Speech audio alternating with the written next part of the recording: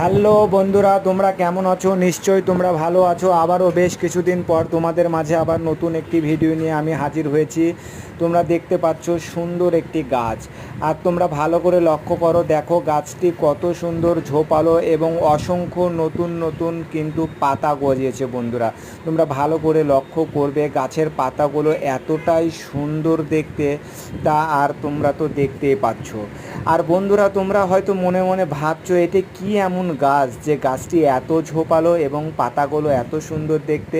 তোমরা তো অবশ্যই ভেবেই নিয়েছো যে গাছটির নাম কি।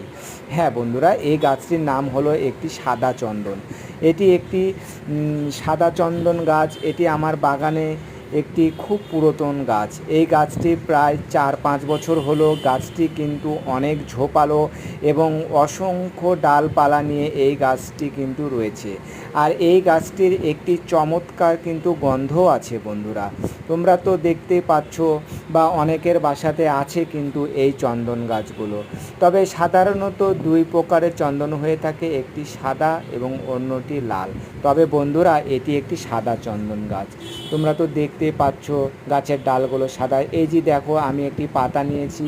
এখন এই পাতাটিকে ছিঁড়ে আমি একটু ডলবো হাতের তালুতে বা হাতের নখে। তুমি কয়েকটি করে একটু ঘষা দিবে, দেখবে একটি চমৎকার গন্ধ পাবে এবং সেই গন্ধটি অনেকটাই মন ভরে যায় বন্ধুরা।